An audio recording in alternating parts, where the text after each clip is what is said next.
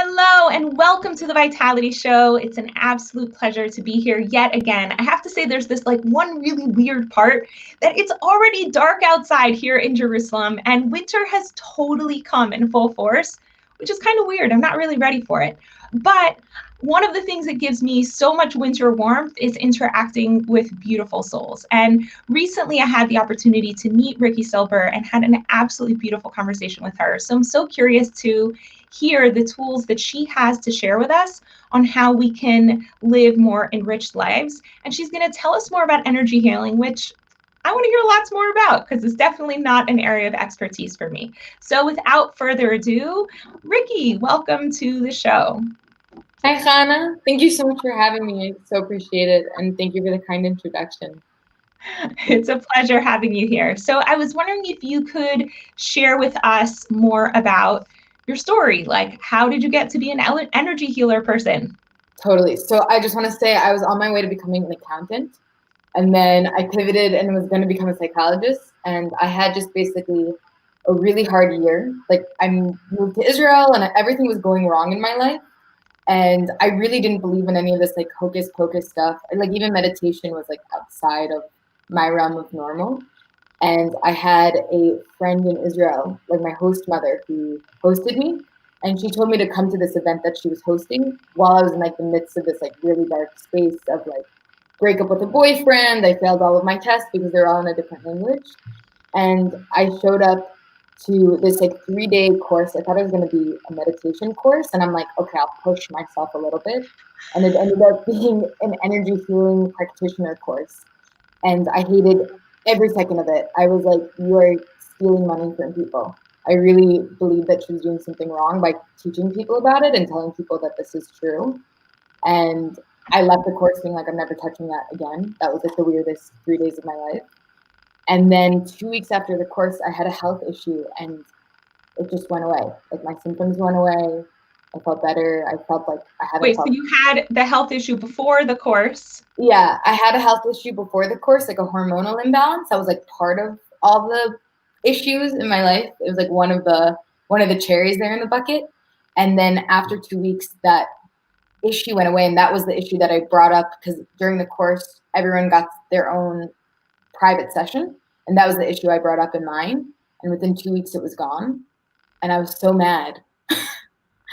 Why I was so angry because I was just well, if it's true, then I have to undo my entire belief system and then end up being one of those hocus pocus people, and move forward in that. Or I could just pretend it didn't happen, but then I have my health back.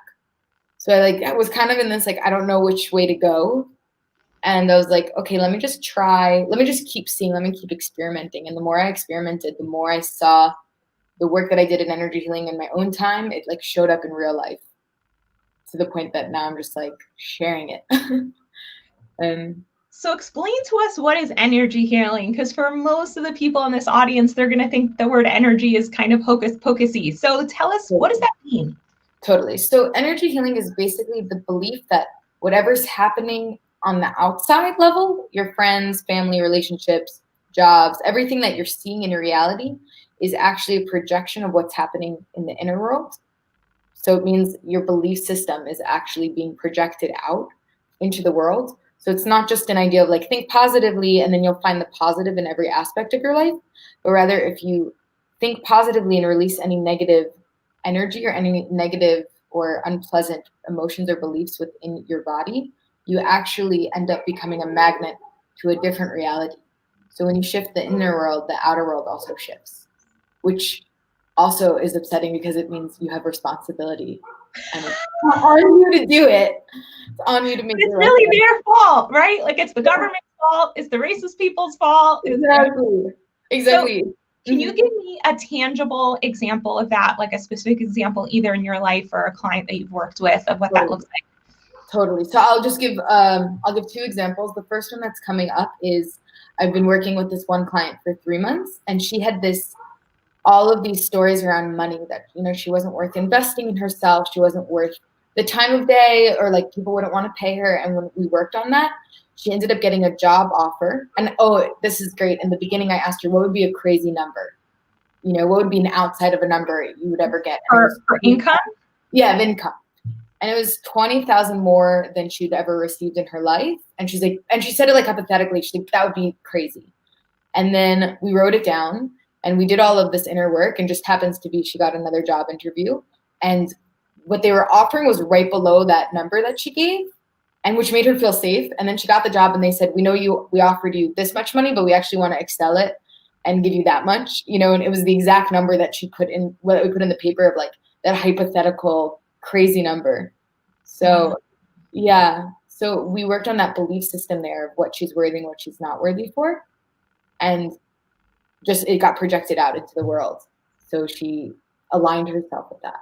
So I actually recently got asked by someone like, do I believe in the law of attraction? And one of the beliefs I have about this is that when we have a certain story about ourselves, it changes the way we hold our bodies, it changes the way we communicate, it changes the way we relate to people. Like, are we willing to look at them in the eye? Are we not? And it seems to me that people respond to that and they respect us more or less, or they engage with us more or less based on that experience. I'm curious to know if you think that like there's more than that. Like if there's something other kind of more in the realm of heebie-jeebie that like we're putting out like a radio wave that's drawing certain things into our lives. Totally. So I totally agree with you. If you bring in that positive psychology, if you smile, it's attractive and the person smiles back. If you make eye contact, people want connection. But people are also super sensitive to thoughts. So have you ever been in a room and like, you don't know why, but for some reason you turn around and someone was staring at you? And you even know exactly where in the room to turn. Yeah. Okay. So eye contact, or anywhere you send your eyes is actually sending out very, very genteel heat waves out. Okay. So which is crazy. So that's coming kind of at a frequency or heat wave. So our thoughts also, even though they're invisible, just like eye contact is, just like where we're sending our eyes, your thoughts are also sending out frequencies. So if you're talking to someone and you're making eye contact or smiling, but you're thinking about how much you hate them or how much you dislike what they're wearing, they're picking up on that. You're going to start seeing that they're going to start folding their arms. They're going to start slouching. And we've done that in experiments and workshops before, where we had everybody we had somebody stand up in the front, and we had everyone send them love, or had them think of somebody they love, like nephews or children, and just send it at them. And we didn't tell the person what they were thinking about, what the group community was thinking about. And the person standing up, just their body language starts shifting. And then we had them go out, and then I tell them, okay, now think about like your worst experience with a boss or a coworker. And they made them come back in and send them. And I'm like, keep a straight face. So nobody was frowning. No one was, but just holding that thought and sending it to them. And the person naturally, their body language starts slouching, starts folding over. We're super sensitive beings. So it's like you want to protect yourself from the attack that's being sent your way. Exactly. Wow.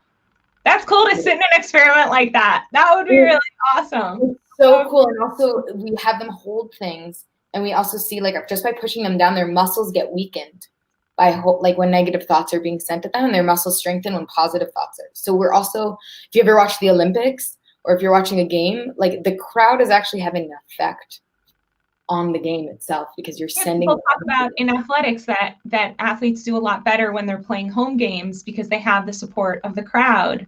Exactly. It's exactly that. So it just goes to mind of like how fair these games are when they're not in a neutral space, because you're actually, the arena itself is also holding that energy as well to support the team. Because it's certain thoughts have been projected over and over again just in that arena, and it's just kind of sitting there. Exactly. So does that mean like spaces that are places of prayer also kind of hold that kind of energy?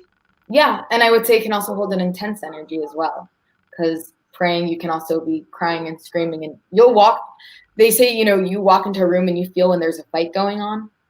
Yeah. Okay, and you can also walk into an apartment that somebody died in or passed away in, and it feels that creepy, heavy energy. You ever experienced that? So also like in prayer places or in places with great community gatherings, you can feel that intense energy, because the energy stays there for a while as well. So I work a lot with people on their thoughts and on shifting their belief systems. I'm trying to understand, like, how is that energy? Like, can you explain that? Because you talk about what you do is energy healing, and I'm just trying to like, because when I picture energy healing, I picture somebody putting their hands and doing like woo woo kind of stuff. So it's Right. like, can you just translate that gap? Yeah. Like, how does that energy? Totally. So they've done some experiments, sorry, where they kind of see somebody who's holding, let's say, the feeling of sadness in their body. They've done kind of heat graphs where they see how much heat is being held in the body, and they did it with different feelings and emotions as well. So they saw people holding different emotions are holding different heat in their body, which is heat is energy. So they're just holding different temperatures in their body, and the heat is also centered in different places. And the lack of heat is also centered in different places.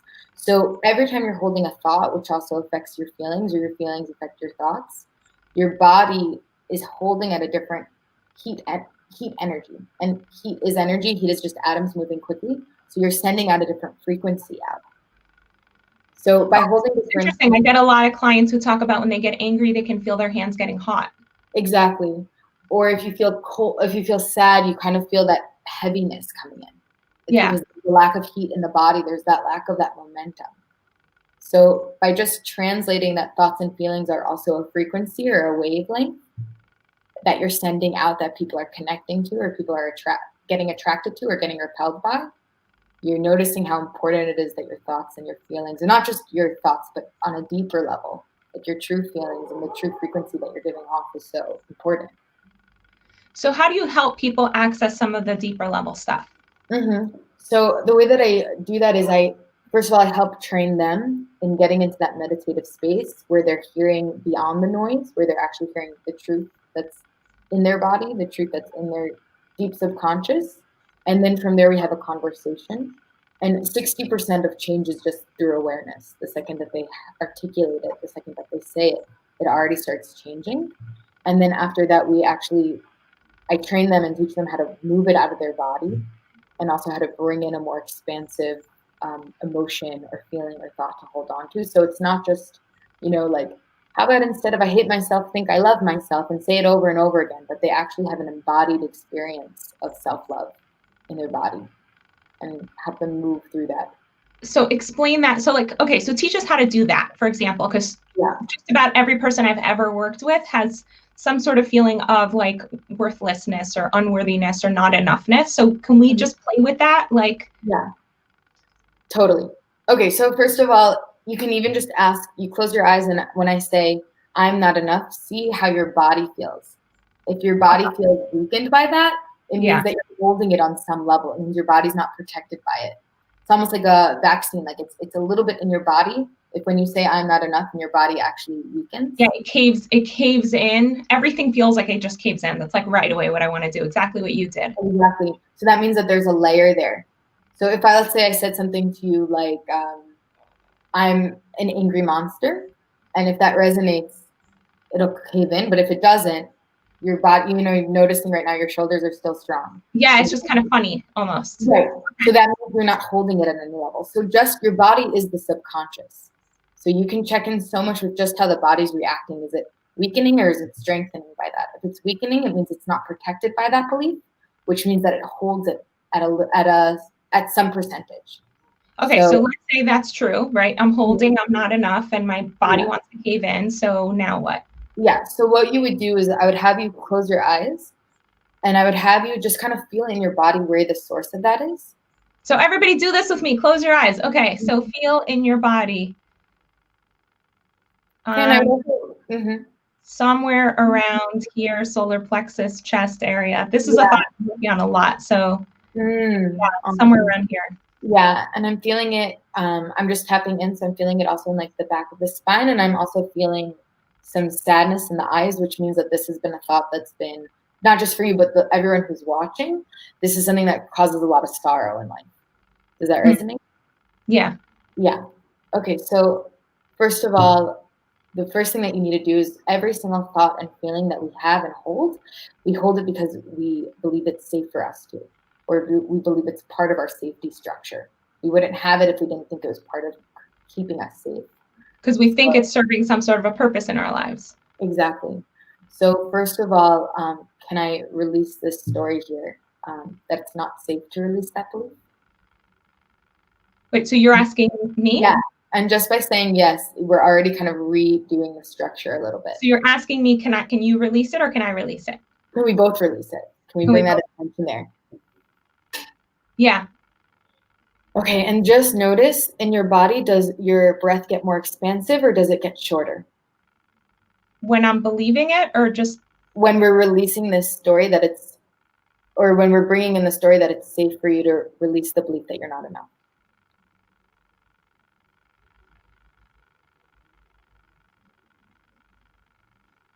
somewhere in between. Mm-hmm. It's like testing the waters, but it's not totally shut down and tight and on the defensive. Yeah. So just checking in, how are you feeling as we're moving through it? Because it just means there's a deeper layer there, or it's exactly what you said. It's testing the waters. Something about it is interesting and curious, but on the other hand, it needs to know for sure. Okay. Yeah. So what I would have you do now is just to go keep following that breath, keep following the space. And what I'm guessing is that it might feel expansive in most of your body, but in the space that you felt it originally, it might feel a little bit hotter now or more constricted. Yeah, I kind of feel it's hard because I happen to be in a very hot room, but I feel like a little bit nauseous. Yeah.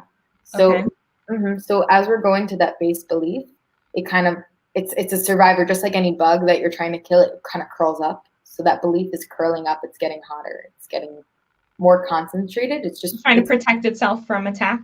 Yeah. It thinks we're doing. Exactly, which is an ego death. It's something that's keeping you small, but it's keeping you small because it thinks it's protecting you. And as we're catching it, it's like getting weaker. It's getting embarrassed. It's shame. It's putting up that kind of cage around it. Okay. So first of all, yeah. So the next thing that we do is we just kind of create safety so this way it can just release naturally. Okay, so can we download for you or just kind of bring in the energy of what it feels like to accept yourself, or what it feels like to be enough, and that it's safe for you to be enough and you're allowed to be enough? It's so interesting because as you were saying that, like, I just kind of intuitively started telling myself I love you, and telling that part that you said it like scrunched ups, and just saying I love you, you're great, I totally do, like I'm not at war with you. And I feel a huge part of my nature is very bubbly and childlike and playful, and that's what I'm experiencing inside of myself right now. Awesome. And the last thing that's coming up for me is if we can release the belief that it's wrong to be enough, or if you're enough, then you won't keep giving or keep trying. Whatever story it's telling you that it needs to be serving.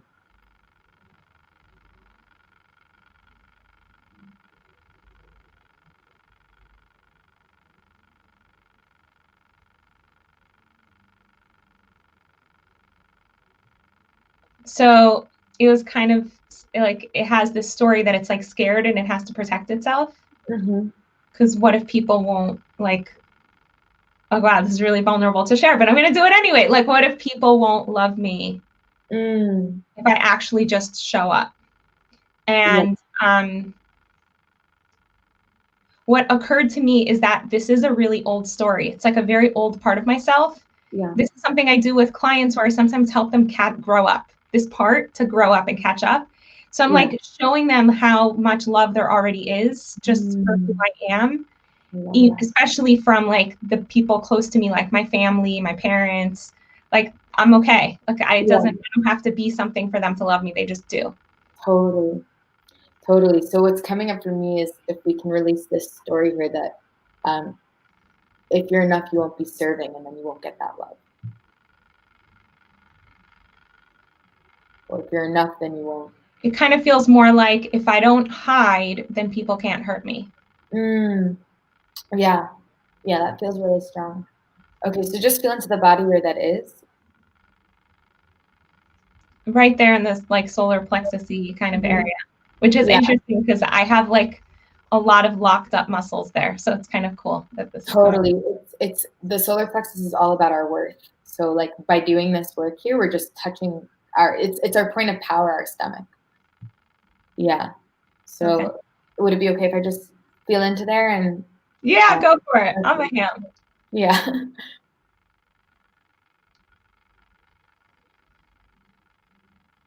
Wow. Okay. So what comes up when I tell you that it's safe for you to know that you're enough without needing to prove yourself anymore, and people will still, and you'll still be able to shine your light, and your light doesn't have to come with agendas or strings attached. So I got different images. One was of like a younger version of myself sitting like a yogi. Another one was like a younger version of myself just being like playful, like jump rope dancing around, jumping around, kind of playful. Like it kind of felt like a release of a burden, light energy. Yay! And the last thing that I would do, that if let's say this was a session, is just, can we send a healing to that trauma and sadness that came up throughout the years of not having this understanding? Okay, so I'm sending it love. Should I put my hand there? I kind of want to. Okay. You send it love and you send it healing. Just any point in your life in which you didn't have this belief, or which you didn't know that, or didn't have that awareness. And just releasing out any trauma in the body. I feel like I want to cry. It's awesome. It's the release. It's the release.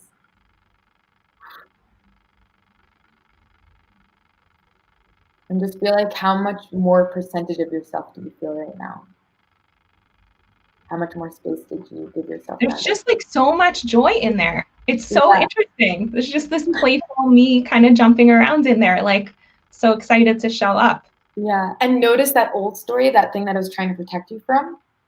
Like, is it actually getting its way more now that we've released it? Like, can you actually give more, show up more, be more yourself, be a light more? Well, also because it feels like somehow I felt like, oh, if I hide and protect myself, so then people can't hurt me. But the consequence of that is that people also can't love me. And so this feels like, oh, I just get so much more. It's like I get more presence. Exactly. And feel into that dangerous story of like, does it feel like less people can hurt you, or does it feel like you're just as vulnerable or more vulnerable now because you took away that protection?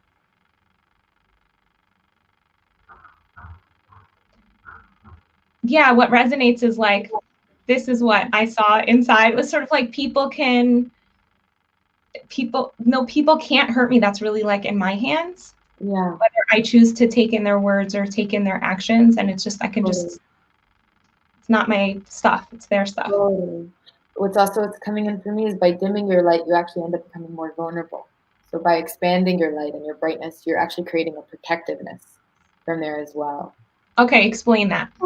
So it means that when we're actually aligned in our authenticity, when we're actually showing up as who we are naturally protected, because let's say there's something that you're totally in tune with and not self-conscious of at all. When people make fun of it, it's like, who cares?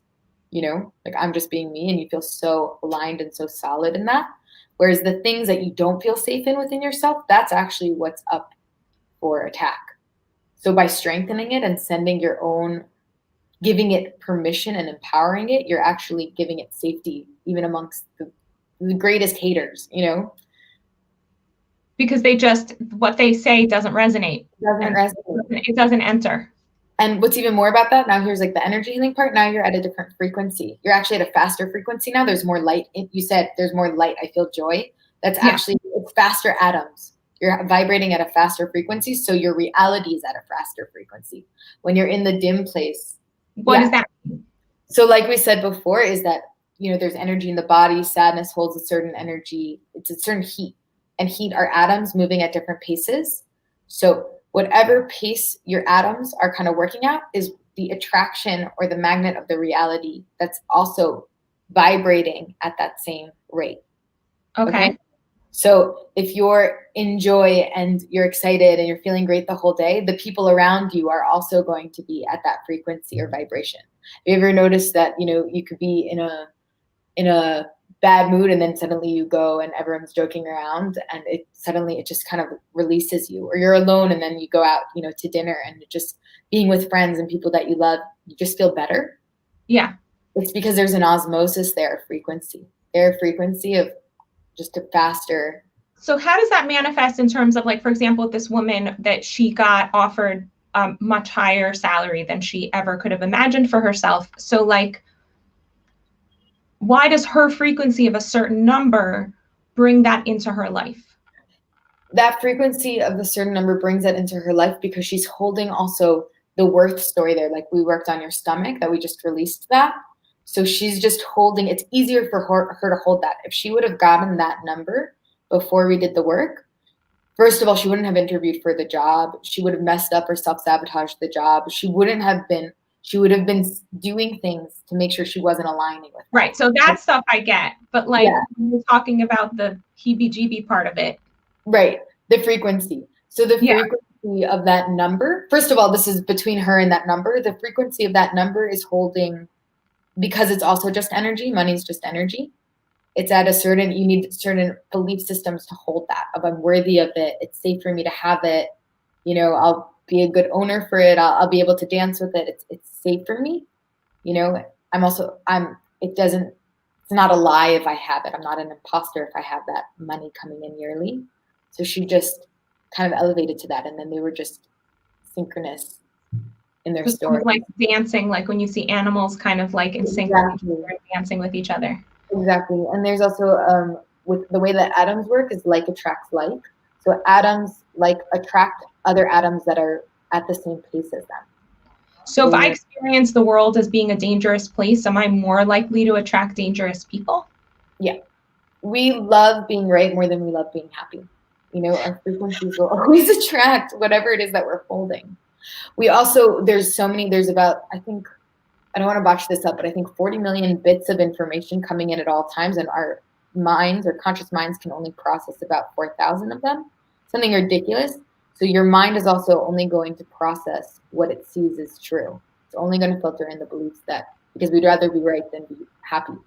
It's only going to filter the data that like supports what you're already believing. Exactly. So it could be this like amazing, I saw like studies where people walk past money. They just don't see it on the ground. Exactly. And that's what we're doing on a daily, just for all those opportunities and connections that we're looking for. So just by bringing in that energy now, I'm worthy, I'm excited, I can hold it, it's safe for me. You're going to look down and you're going to see that money. That's cool. Yeah. Okay. So I was wondering if you could share with us, if people want to be in touch with you, can you tell us how they can do that? Yeah. Okay. So I'm really excited. I posted in the chat here, my group, which is kind of where I share my thoughts, my different classes. We just had a 4-day webinar. And December 6th, we're starting an 8-week mastermind.